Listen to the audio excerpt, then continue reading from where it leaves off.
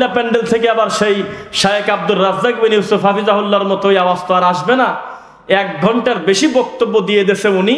তো মহিলা প্যান্ডেল থেকে আমাদের মা বোনরা বলতেছে খালি তো গল্পই করে, ওয়াজ শুরু করবি কোন সময়? মানে ওয়াজ মানে হলো কানে হাত দিয়ে খালি হু হু করে কাঁদে, আর কি যে বলতেছে তা জানে না, কয় মন ভরা দিয়ে গেছে, কি কয়েছে কথা জানে না। এটা হলো আমাদের দেশের ওয়াজ। নাউজুবিল্লাহ মিন যালিক।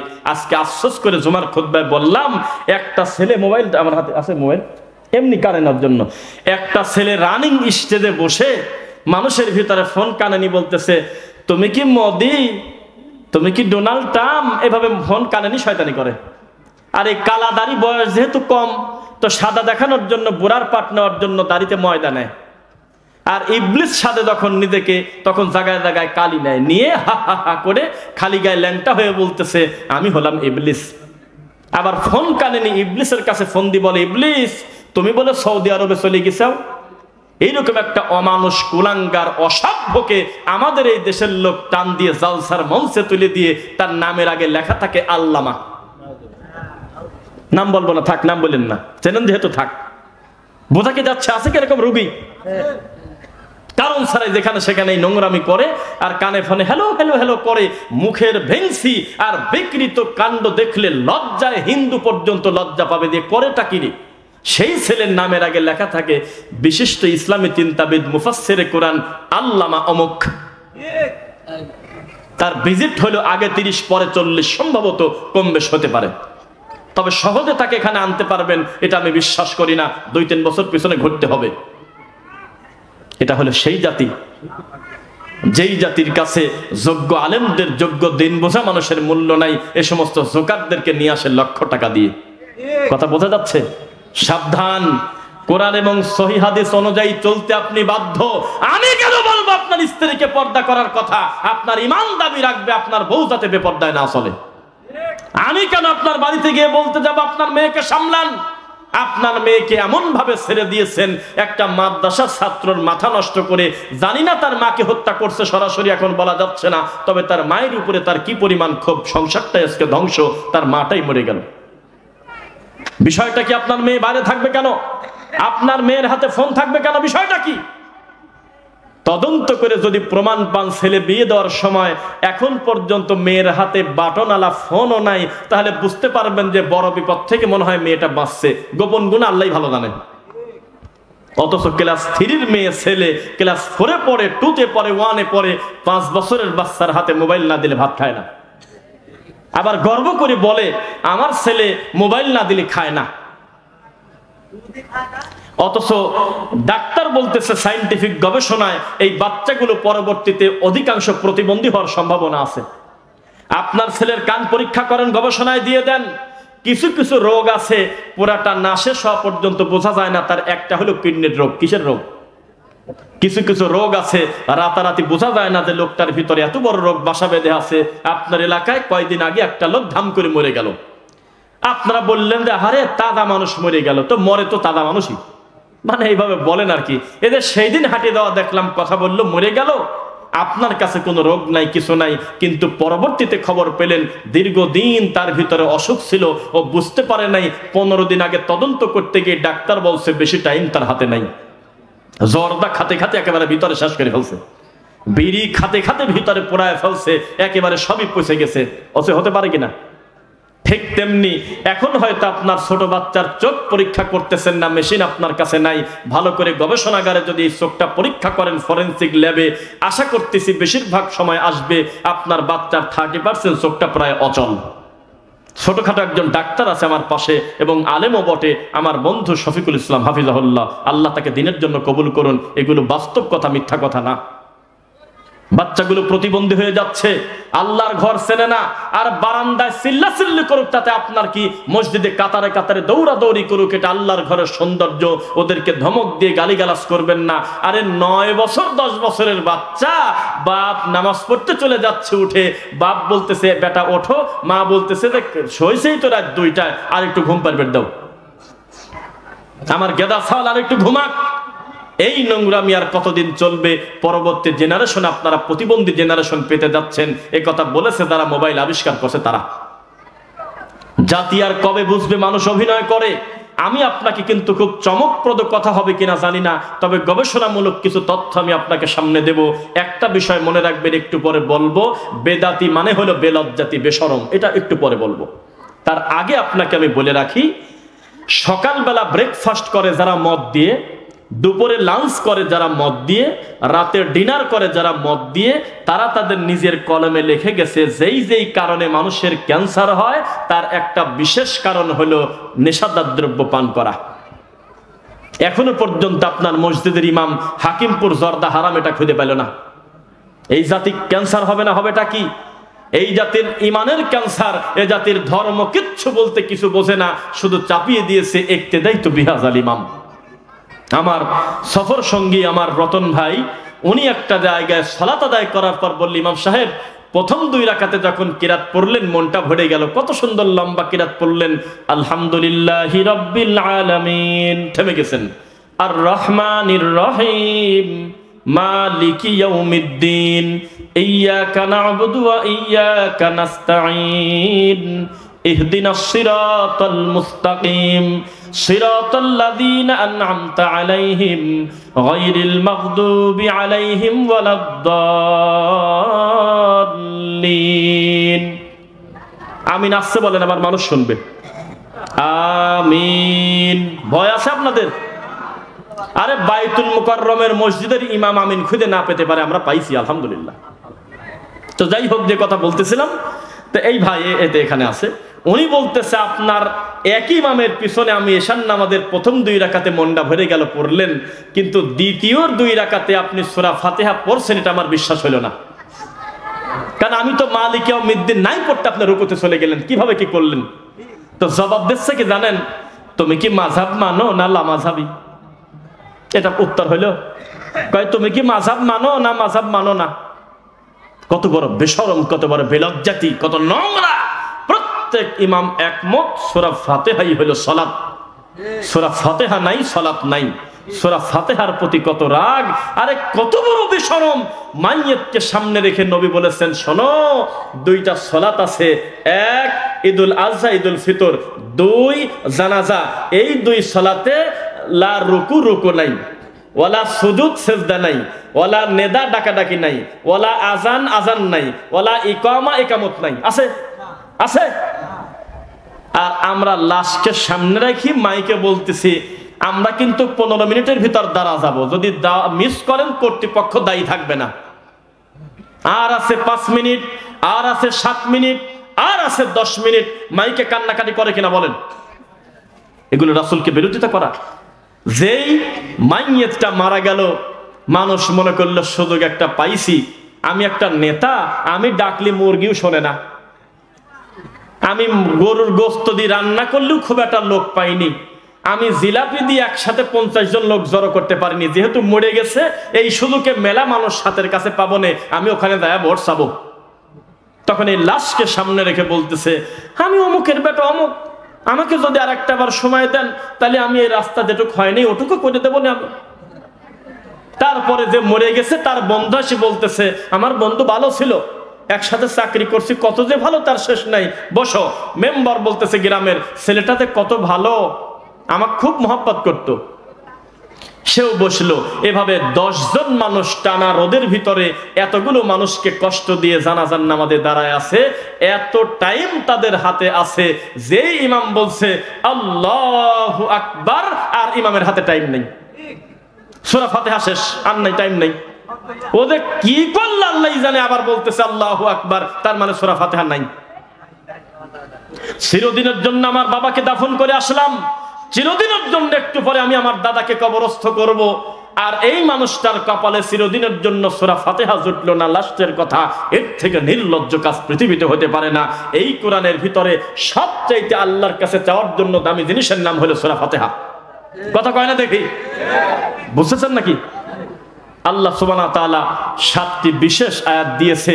এটা ভাগ্য হলো না মরা মানুষের কবরে হচ্ছে কি জানেন? আমি এই ইমামের পিছনে দাঁড়াইয়া 4 তাকবীরের সহিত জানাজার নামাজ আদায় করিতেছি, আল্লাহু আকবার, ডেলিভারি দিয়ে দাও, আমি আছি তো। নাউজুবিল্লাহ। এটা কি অভিশাপ না? অভিশাপ কিনা বলেন? এই দেখেন বিদাতির যে লজ্জা নাই তার একটা প্রমাণ আমি এদের রেখে দিছি পৃষ্ঠা ভাঁজ করে। শুনতেছেন নাকি সবাই, নাকি শেষ করে দেব? মাশাআল্লাহ, লিল্লাহি তাকবীর। আপনাদের জোশ আছে যা দেখতেছি। দেখেন আমার দিকে। বলি, আমাদের তরিকাপন্থী ভাইয়েরা বলে তোরা হলো ছোটখাটো বিষয় নিয়ে ওয়াজ করিস, তোরা কি আর কিছু খুঁজে পাসনি? খালি বেদাত, খালি শিরক। দেশের মানুষ মরে যাচ্ছে, মানুষ বিমান বানাচ্ছে, আর তোরা পড়ে আসিস বেদাত নিয়ে। এভাবে ব্যঙ্গ করে কিনা? দেখেন বেদাতি কত নির্লজ্জ। এক, বেদাতির পাপের ব্যাপারে নবী বলেছেন হাউজে কাউসারের পানি পাবে না।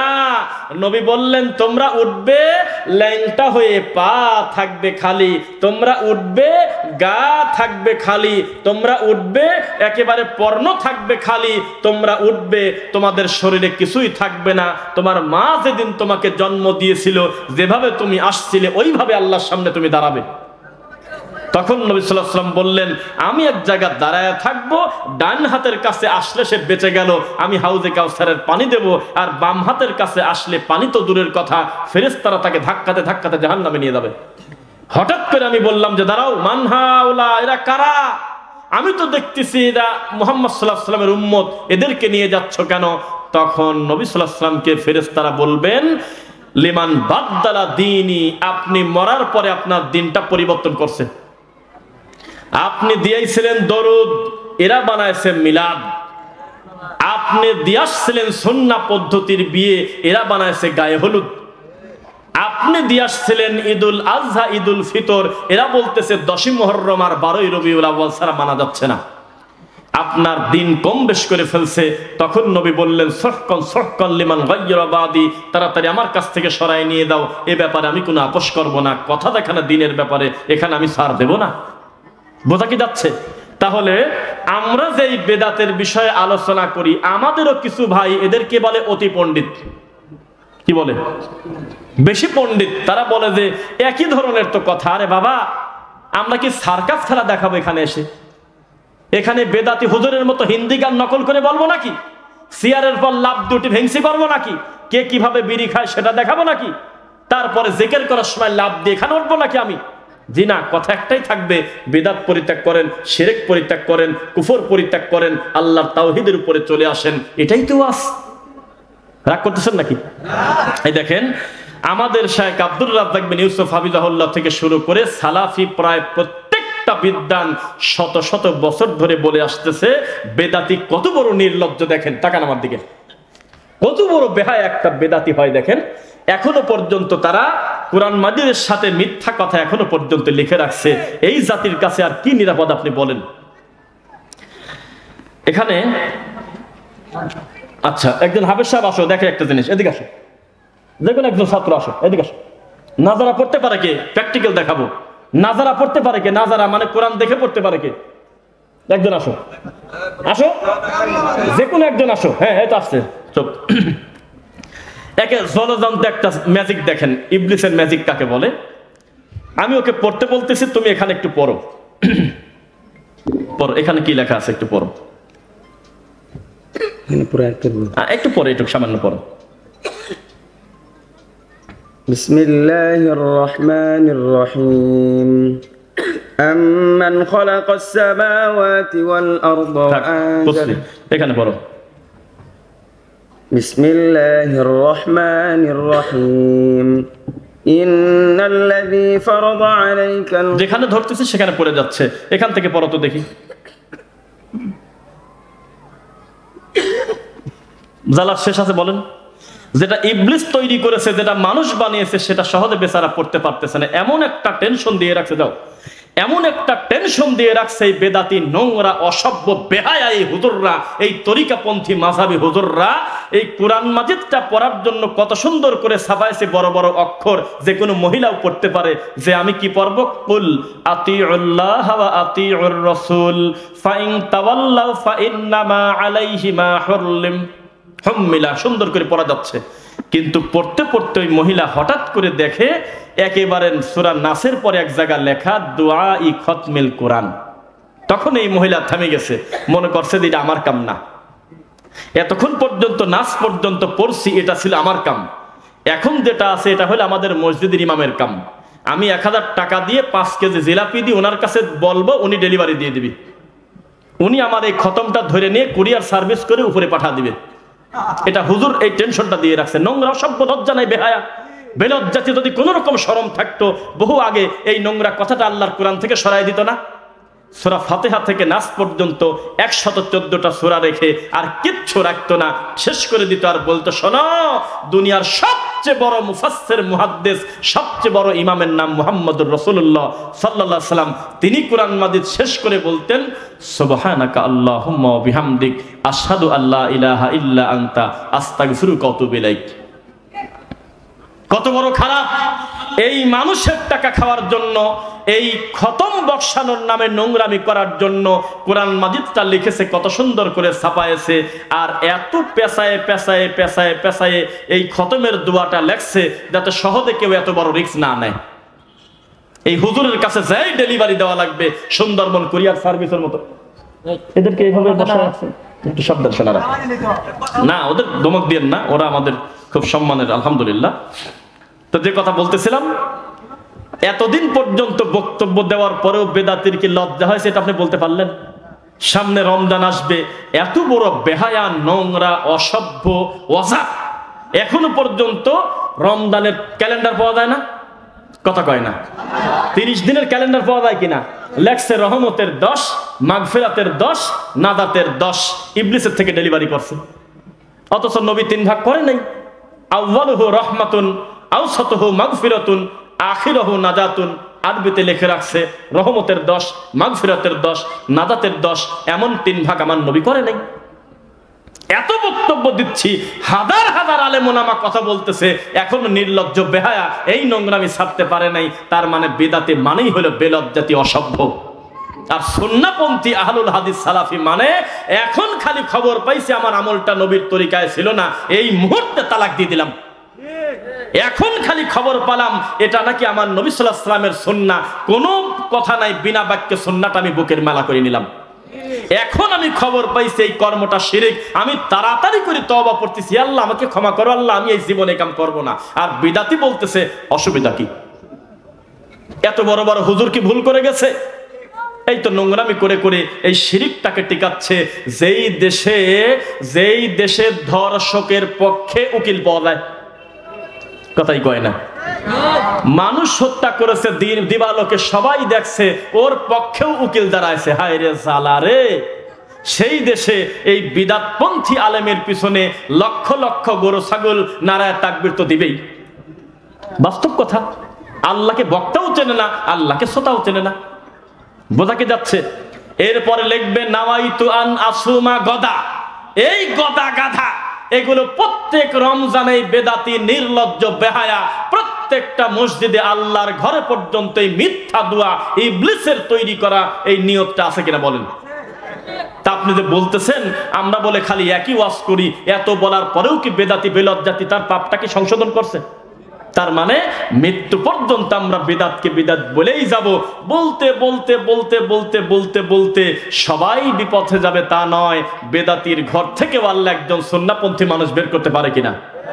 আমি একদিন একটা বক্তব্যে চিৎকার দিয়ে বলেছিলাম, ইনশাআল্লাহ সেই দিন আসতেছে যেই বাড়িতে মাজার আছে ওর ছেলেই মাজার ভেঙে ফেলবে ইনশাআল্লাহ। ও যদি না ভাঙে ওর নাতি এসে মাজার ভাঙবে। এই 4 দিক থেকে যত শিরক আছে এগুলো একদিন বিচ্ছিন্ন হবেই হবে ইনশাআল্লাহ। আপনাকে আমি চিনি, ওই যে গাজীপুরের একটা ভিডিও দেখলাম, 5ই আগস্টের পরের ঘটনা, কিন্তু ফসি পাগলি নামে একটা পাগলির মাজার ভাঙছে। শুনছেন নাকি? কি পাগলি? ফসি পাগলি। জ্বালা দুঃখে মরি। এই পাগলির মাজার ভাঙছে, আর কিছু দেখলাম টুপি এলাকায় দিয়ে জারে জার। আহারে, আল্লাহর ওলির মাজার ভেঙে দিয়েছে। আর কলি কি ডারে, এ কয় কিরে পাগল? এক জটালা মহিলা গোসল করতো না, খাটাস। ওই একজন একটা কিছু দিত, খাত, কারোরটা আবার ফেরত দিয়ে দিত। তখন লোকজন বলা বলি করতো, সবারটা পাগলি খায় না রে, হালাল ছাড়া খায় না, ভিতরে মাল আছে। এই শয়তানি করতে করতে ওই মহিলা গাঁজা হয়তো বেশি টানছে, মরে গেছে। তাক দাফন কাফন দেওয়ার পর নাম দেশে ফসি পাগলা রহমাতুল্লাহ আলাইহির মাজার। কি খান, এখন কি করবেন? এই ইবলিসের মাজার ভেঙে দেওয়ার কারণে মুসলমানের বাচ্চা রাস্তা সে কাঁপতেছে আর বলতেছে আমরা কোথায় যা দাঁড়াবো। এই তো আমাদের অবস্থা। এই দেশে যত মাজার আছে, যেই সমস্ত মাজারে পূজা করা হয়, যেহেতু আমার বিষয়টা আপনারা দিচ্ছেন শিরিক এবং বিদআত, কথা বুঝতেছেন, ইবাদত করা হয়, মাজার ইবাদত করা হয় না, কমন কথা হয়ে যাচ্ছে। গত কিছুদিন আগে যুবক ভাইয়ের একটু কথা বলো শোনারা তোমরা। 5-7টা ছেলেকে নিয়ে একটা পীর, যিনি বক্তাও বটে, ল্যাংটা বক্তা আর কি, সে যায় ওই মাজারের কাছে যায় বলতেছে যে কেবলা কাবা, কেবলা যান, এই যে ওদের 12 তারিখে দাখিল পরীক্ষা, মানে এসএসসি পরীক্ষা, ওদের রেজাল্টটা একটু ভালো করে দিও তো। বলছিল না? দেখছেন আপনারা? আরে বলেন তো দেখি, ইমান কি আর থাকলো না গেল? কথাই বোঝে না, গেল না, আছে অমুসলিম, তাকে মুসলিম আপনি বলবেন কিভাবে? সেই লোক আবার কয়েকদিন আগে রাত 1টার সময় মরা পীরে টয়লেটের পচা পানির মধ্যে ডুবে গেছে, যায় ডুব পারতেছে আর পানি খাচ্ছে। তো সাংবাদিকরা যায় বলতেছে এটা খান কি কামে? কয় মাথা খারাপ নাকি? এই পানি খাওয়ার কারণে আমি এত রাত ভরে ওয়াজ করি, আমার গলা বসে না। দেখছেন আপনারা? দেখছেন না? ও তুমি দেখতে কিভাবে? ওই ছেলে বলতেছে মোবাইলে দেখছি। আপনি কি বলবেন? মুশরিক আপনি বলছেন না মা ইউমিনু আকসারুহুম বিল্লাহ ইল্লা ওয়া হুম মুশরিকুন। আমি আল্লাহ বলি না যে তারা ঈমান আনে নাই, ঈমান আনার পরেও তারা অধিকাংশ মুশরিক শিরক করে। তারা কিন্তু পড়েছে লা ইলাহা ইল্লাল্লাহ, কিন্তু মাজারের কাছে গিয়ে বলতেছে বাবা পরীক্ষার রেজাল্টটা ভালো করে দিও। এটা কি বাবার দায়িত্ব না বাবার রবের দায়িত্ব? আল্লাহর দায়িত্ব। আমি কি শিরক এভাবে বোঝাবো? এভাবে কি শিরক বোঝাবো ইনশাআল্লাহ? নবী না, যার ব্যাপারে স্পষ্ট বলা যাচ্ছে না যে তিনি নবী, কেউ বলেছেন হতে পারে, আবার আও আবদান সালিহান, অথবা আল্লাহর নেক বান্দা হতে পারে, তবে নবী না হওয়ার সম্ভাবনা বেশি। তার একজনের নাম হলো লোকমান। কি নাম? কুরআন মাজিদে 21 নম্বর সূরা, আল্লাহ তার নামে 31 নম্বর সূরা, সম্ভবত 21 নম্বর পারাতে তার নামে একটা সূরাই আছে, আছে কিনা? সূরা লোকমান। সেই লোকমান আলাইহিস সালাম এত বাপ বেটা আল্লাহ ভীরু ছিল যে তাদের দৃষ্টান্ত আল্লাহ সরাসরি কোরআনে জায়গা করে দিয়েছে। সুবহানাল্লাহ পড়েন। সে তার সন্তানকে প্রথম ওয়াজ করতেছে, ওয়াইদ ক্বালা লুকমানু লিবনিহি ওয়া হুয়া ইয়াইযু। লোকমান যখন তার বেটাকে ওয়াজ করতেছে, ইয়া বুনাইয়া, হে আমার বৎস, হে আমার বেটা, লা তুশরিক বিল্লাহ, আল্লাহর সাথে কখনো শিরিক করা যাবে না। ইন্নাশ শিরকা লা যুলমুন আযীম, নিশ্চয় শিরিকই হলো সবচেয়ে বড় জুলুম। বোঝা কি যাচ্ছে? শিরিক করলে ঈমান কি থাকে? এবার সবাই তাকান, খালি হাসেন না, হাসির কথার ভিতরে বাস্তবতা আছে, একটু খেয়াল করে শোনাই। ইমাম ট্রেনিং হয় না, ইমাম নিয়োগ হয় না, তারাবিতে ইমাম নেয়, মসজিদের ইমাম নেয়। বড় মসজিদে যদি বেতন তো পায় হইলো দিন হাজিরা একটা ভ্যানালার চাই কম, রাগ করেন না। আপনার হুজুর আমার ঘুষ দেয় নাই, আমি এখানে যদি 10 বছরও না আসি আল্লাহ আমাকে ব্যস্ত রাখবে, আমি আশাবাদী ইনশাল্লাহ। তো প্রতিদিন একটা লোকের প্যাডেলও মারা লাগে না, খালি এভাবে অটোর পর বসে মাঝে মধ্যে হাতটা ডানের দিকে ঘোরায়, মানে অটোতে টাকে টানি নিয়ে চলে যাচ্ছে। আল্লাহ রহমতে তার দিন শেষে তার 700 থেকে 1000 টাকা রুদি আছে, আছে কিনা? মাস হিসাব করলে তার আসে 30,000 টাকা। তার কিন্তু প্যাডেল মারা লাগতেছে না। আমরা 2 চোখ দিয়ে দেখছি, বাপের বয়সে একটা লোক 3টা লোক ভ্যানে তুলে উঁচু জায়গায় উঠতে পারে নাই, গা ঘেমে শরীরটা শেষ, প্যাডেল মারা লাগছে যখন। এখন কত সহজ করে দিয়েছে আল্লাহ, দিন শেষে রাত্রিবেলা আরামে শুয়ে আছে আর চার্জে ভরে দিয়েছে, সকালবেলা নিয়ে এক চার্জে সারা দিন রাত চলতেছে।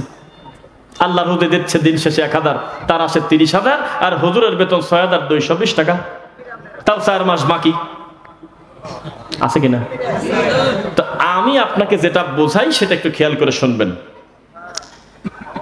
এই আল্লাহ তাআলা এত সুবিধা আপনাকে দিল, রুজির রাস্তা খুলে দিয়েছে, এটা কি আল্লাহর পক্ষ থেকে নিয়ামত কিনা? নিয়ামত কিনা? এত নিয়ামত দেওয়ার পরেও আপনার মুখ দিয়ে আলহামদুলিল্লাহ শব্দ সহজে বের হয় না। আপনি সহজে বলেন না যে আলহামদুলিল্লাহ। আপনাকে যদি বলি যে ক্ষেতের অবস্থা কি, আপনি বলতেছেন যে এবার ফলনের একের মাথায় বাড়ি। কেন? কয় যে গতবার 300 মণ ধান পাইছি, এবার 250 মণই হয় না। ও কত বড় ইবলিস, ও বোঝে না। ওয়ায়ুনাজ্জিলুল গায়স, বৃষ্টি হয় কার পক্ষ থেকে? আল্লাহর পক্ষ থেকে। আল্লাহ যদি বৃষ্টি না দিত, তিনি যদি না চাইতো, আমি 1 কেজি ধানও ঘরে তুলতে পারতাম না। 250 মন দিয়েছে, আমারই পাশের ঘরের একটা লোক ভিক্ষে করে খায়, আমি আলহামদুলিল্লাহ বলবো না? বলবোটা কি? উনি বলতেছে আমার মাথায় বাড়ি। আছে কিনা বলেন? শুকরিয়া আদায় করতে হবে, নইলে রবের সাথে কুফর করা হবে। আল্লাহ যেন হেফাজত করে, বলেন আমিন। এবার আসেন, রাসূল সাল্লাল্লাহু আলাইহি ওয়াসাল্লাম বলেছেন, লা তুশরিক বিল্লাহ, খবরদার আল্লাহর সাথে শিরিক করবে না। ওয়া ইন কুতিলতা আও হুররিকতা, তোমাকে যদি হত্যা করা হয়, তোমাকে যদি আগুনে জ্বালিয়ে দেওয়া যায়, তবুও লা তুশরিক বিল্লাহ, রবের সাথে তুমি শিরিক করবে না। বোঝা কি যাচ্ছে আপনাদের? শিরক এবং বিদআত ছোট পাপ না বড় পাপ বলেন? এই শিক্ষাটা কোথায় পাওয়া যাবে? মাদ্রাসায় পড়লে পাওয়া যাবে। শিরক কোনটা, বিদআত কোনটা, যে কোনো মাদ্রাসায় পড়লে পাওয়া যাবে না। পশ্চিম ঘোষের পাড়া নুরানি হাফিজিয়া মাদ্রাসার মতো যত মাদ্রাসা আছে বিশুদ্ধ আকীদায় পরিচালিত, এই সব মাদ্রাসায় পড়তে হবে, ঠিক কিনা বলেন? বোঝা কি যাচ্ছে? আপনার এই সুযোগ নাই যে মাদ্রাসায় পড়লেই হলো, মসজিদে পড়লেই হলো জিনা। দেখতে হবে এই পদ্ধতিটা আমার রাসূলের পদ্ধতি কিনা। বোঝা যাচ্ছে কিনা? রাসূলের পদ্ধতি কিনা। এবার আপনাকে একটা কথা বলি, মানুষের সন্তুষ্টি অর্জন করতে হবে আল্লাহর না মানুষের? সন্তুষ্টি কার? আল্লাহর সন্তুষ্টি অর্জন করতে হবে। আর আমাদের দেশের জালসা মাহফিল গুলো হয়ে গেছে কমার্শিয়াল, বক্তারও কোনো উপায় নাই। সবাই জানে যে এটা একটা ফেস্টিভ্যাল। এর দ্বারা মানুষের কল্যাণ হবে কিভাবে বলেন? একটা বক্তাকে তুলেই দিচ্ছে রাত 12টায়, ও কি করবে? তখন আসি দেখে যে পাবলিক ঘুম পাড়তেছে।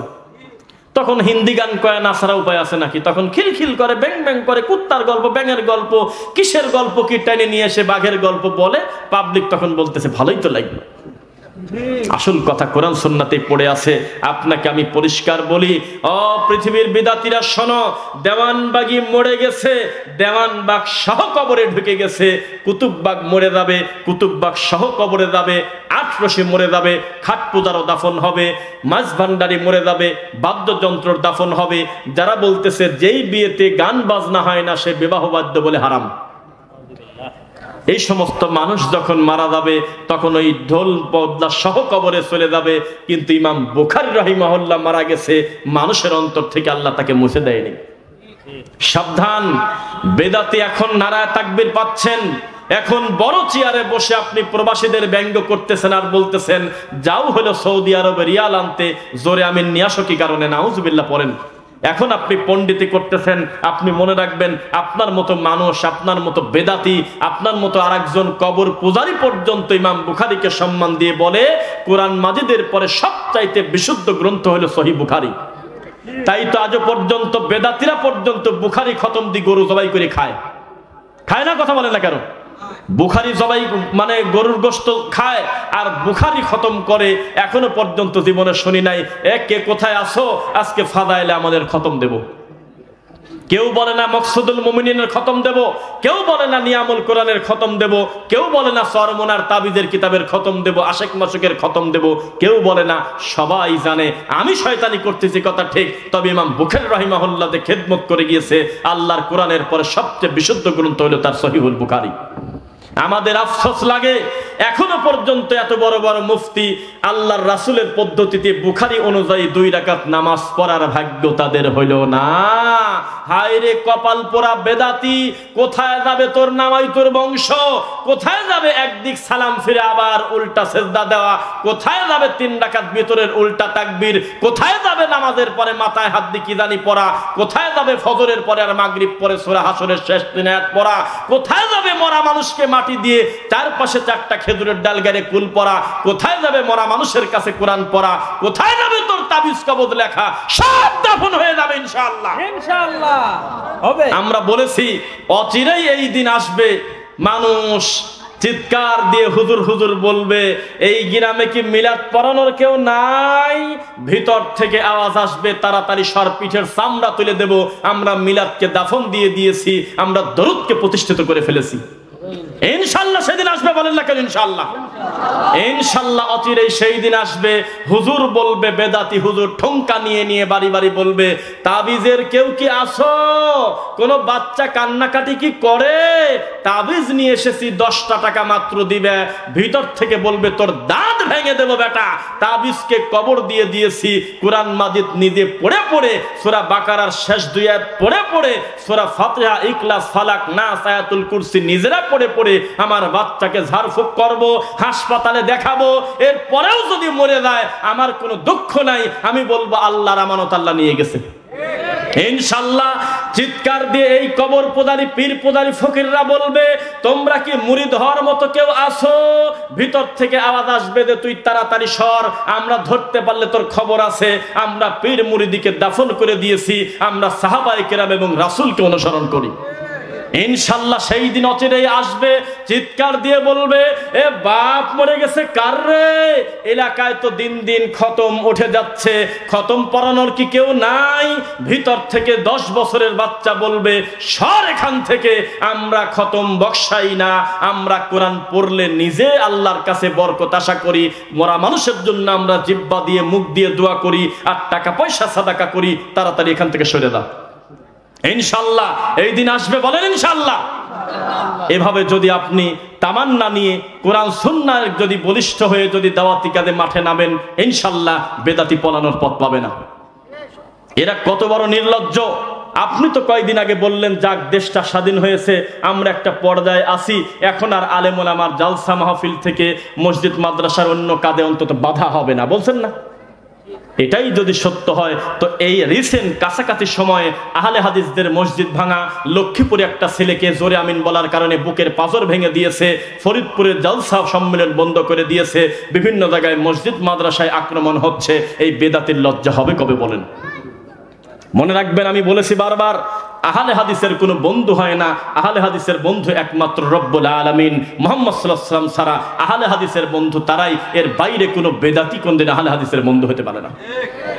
পৃথিবীর সমস্ত কাফেরের নাম আলাদা হতে পারে, হতে পারে কারো নাম হিন্দু, হতে পারে কারো নাম বৌদ্ধ, হতে পারে কারো নাম খ্রিস্টান, হতে পারে কারো নাম জৈন, বিভিন্ন ধর্ম হতে পারে, কিন্তু মুসলমানের বিরুদ্ধে সব কাফের এক। কথাই কয় না? সমস্ত কাফেররা মুসলমানের বিরুদ্ধে এক, আর সমস্ত বেদাতি আহলে হাদিসের বিরুদ্ধে এক। এক পীর আর এক পীরকে কাফের বলতেছে, এক পীর আর এক পীরকে বলতেছে তোর বউ তালাক, কিন্তু আহলে হাদিসের মসজিদ ভাঙার সময় সব বেদাতি এক হয়ে যায়। আমরা আশ্চর্য হয়ে যাই, কি অবস্থা রে, কি লজ্জা! নাউজুবিল্লাহ পড়বেন না। মনে রাখবেন, আহলুল হাদিস চিরদিন মাজলুম ছিল, তারা জুলুম করে নাই, তাদের উপরে জুলুম করা হয়েছে, আজও তাই হচ্ছে, আজও তাই হচ্ছে।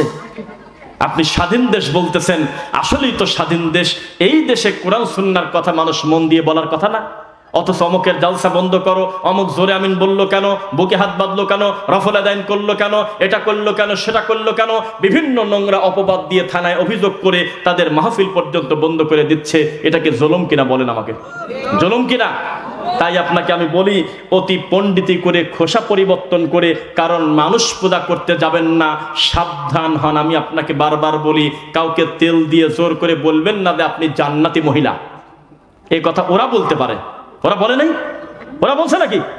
আবার এই কথা বলতে পারে, আপনি হলে আমাদের মা জননী, এই কথা ওরা বলতে পারে। ওরা জান্নাতের সার্টিফিকেট দিতে পারে, যেটা লাগতে ওহি লাগে, ওর কাছে ওহি লাগে না, এমনিতেই জান্নাতি বানায় দিয়ে দিয়েছে। কিন্তু আমাদের সাবধান হতে হবে, জবান খবরদার, কাউকে তেল মারতে মারতে জান্নাতিও বলবেন না, অকারণে কাউকে কাফেরও বলবেন না। মনে থাকবে কিনা? জবান হেফাজত করে কোরআন সুন্নাহ মোতাবেক চলবেন। আল্লাহ তৌফিক দিক, আল্লাহুম্মা আমিন। পরিস্থিতি গরম গরম থাকতে আমি এই বক্তব্য শেষ করব। আমি আশাবাদী, যদি আপনারা ধৈর্যের পরিচয় দেন, ইনশাআল্লাহ। আপনারা সংখ্যা আমার কাছে বিবেচনা, সংখ্যার বিবেচনা কোনোদিন সত্যের মাপকাঠি না। বাংলাদেশে এমনও বক্তা আছে, যেই বক্তা বক্তব্য দিলে 1 ঘন্টায় প্রায় 10 লাখ লোক দেখে, 20,000 লোক কমেন্ট করে।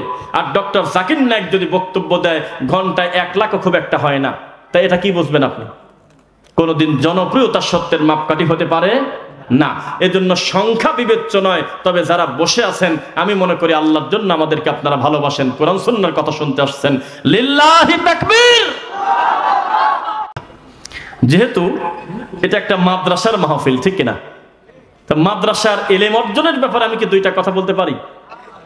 আজকের এই মাহফিলের মূল প্রোডাক্ট হলো যারা সূরা ফাতিহা পড়তেছে মাতৃভাষায়, অনুবাদ করতেছে মাতৃভাষায়, পড়তেছে আরবি ভাষায়, অনুবাদ করতেছে আরেক ভাষায়, আলহামদুলিল্লাহ পড়েন। তাদের হাতের লেখা, তাদের পড়াশোনা, তাদের ক্রিয়েটিভিটি, আমরা সন্তুষ্ট তাদের প্রতি। আল্লাহ সকলকে যেন দিনের বড় আলেম বানায়, আল্লাহুম্মা আমিন। এই সোনার টুকরাদের তৈরি করতে যাদের মেহনত, আল্লাহ তুমি ওস্তাদদেরকে বড় করো। সাবধান, এমন কোন কথা মুখ দিয়ে বলবেন না যেই কথা বলার কারণে আপনার আমল কাটা যায়, আপনার উপরে রব অসন্তুষ্ট হয়। এমন কোনো কটু কথা বলবেন না, ধৈর্য হারা হবেন না। বোঝা কি যাচ্ছে? সন্তানগুলো যখন কোরআন পড়ে, হাদিস পড়ে, মানুষের কাছে দিনের বিষয় বলে, এগুলো তো একটা বড় সম্পদ। সম্পদ কিনা? এই সম্পদগুলো আপনারা কি পুষে রাখবেন ইনশাল্লাহ? টাকা দিয়ে, বুদ্ধি দিয়ে, শ্রম দিয়ে, মেধা দিয়ে, যে যেভাবে পারেন কোরআন হাদিসের বাইরে থাকবেন না ইনশাল্লাহ। যদি টাচে না থাকেন তাহলে কিন্তু সবই শেষ। হ্যাঁ, কিসে থাকতে হবে বলেন? টাচে থাকতে হবে আপনাদের। আমরা খুব দ্রুত কথা শেষ করব, তবে কয়েকটা বিষয় পয়েন্ট করে আপনাদেরকে বলি। একটা বিষয় আমরা সরকারের কাছে দাবি জানাই, এই চলচ্চিত্র, নাটক, ফটকের এই জায়গাগুলো যেন একেবারে বন্ধ করে দিয়ে এখানে যেন হাসপাতাল অথবা এতিমখানা করা হয় ইনশাল্লাহ। এই জোকার নাচা আমরা আর দেখবো না। এই মেয়ে ছেলে ফেলে অর্ধ উলঙ্গ হয়ে থাকবে, আর এমনিও মানুষ এখন সিনেমা হলে দেয়া 2-3 ঘন্টা বসে থাকে না। বোঝা কি যাচ্ছে? এই হাজার হাজার লক্ষ লক্ষ কোটি কোটি টাকা রাষ্ট্রীয় ক্ষতি করে এই বাংলাদেশের চলচ্চিত্র, নাটক, ফাটক নোংরামি করবে, এটা বাংলাদেশে হতে দেওয়া যাবে না। বোঝা কি যাচ্ছে? সাবধান, সাবধান। মানুষজন এখন দিন বোঝা শিখে গেছে, এখন তারা নোংরামি পছন্দ করে না। আমরা আশা করব এই অগণিত ম্যান পাওয়ার, টাকা পয়সা, কত কিছু ব্যয় করে মেয়ে নাচায়, ছেলের অশ্লীলতা শেখায়, সমকামিতা শেখায়, গালিগালাজ শেখায়। জীবনে কোনোদিন আমরা কোনো বইয়ের পাতায় পড়ি নাই যে 3 ঘন্টার সিনেমা দেখে একটা চোর ভালো হয়ে গেছে। জীবনে কোনোদিন দেখি নাই সিনেমার কাহিনী ভালো হওয়ার কারণে একটা লোক সিনেমা দেখার পর থেকে মরা পর্যন্ত তার জীবনে ডাকাতি করে না। একটা মায়ের অবাধ্য সন্তান ছবি দেখার পর থেকে মরা পর্যন্ত মায়ের সেবা করেছে, ইতিহাসটা বলে না। বরং এগুলো দেখে ছেলে আর মেয়ে নোংরামি শেখে, 12 বছর বয়সে বের হয়ে চলে গেছে। এর সাক্ষী কত লাগবে বলবেন আপনি? চুল কাটতেছে ওই তাদের মতো, কানের দুল নিচ্ছে তাদের মতো, টিপ নিচ্ছে তাদের মতো। ছেলে মানুষ হয়ে মেয়ে মানুষের পোশাক পরতেছে, মেয়ে মানুষ হয়ে ছেলে মানুষের পোশাক পরতেছে। মান তাশাব্বাহা বিকওমিন ফাহুয়া মিনহুম, যে যে সম্প্রদায়কে অনুসরণ করবে তার সাথেই তার হাসর হবে। তাই আমরা দাবি করব এই চলচ্চিত্রকে একেবারে ব্যান করে দিয়ে, এই কষ্টের সরকারি এই রাষ্ট্রের টাকা দিয়ে, আপনার আমার এই করের টাকা দিয়ে, পরিশ্রমের টাকা দিয়ে এই নোংরামি যাতে না হয়, এখানে যেন হাসপাতাল অথবা এতিমখানা করা হয়। বলেন ইনশাআল্লাহ।